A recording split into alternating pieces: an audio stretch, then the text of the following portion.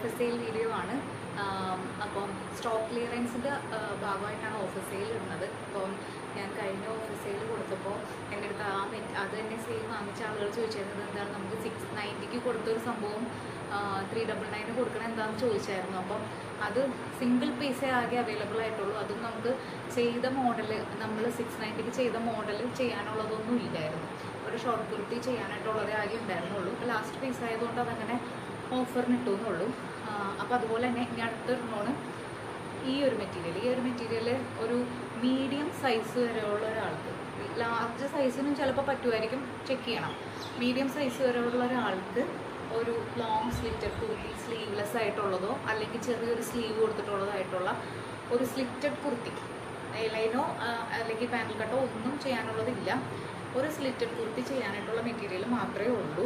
Lining ഇട്ട് ചെയ്യുന്നതുകൊണ്ട് തന്നെ ഇത് 499 ആയിരിക്കും കേട്ടോ.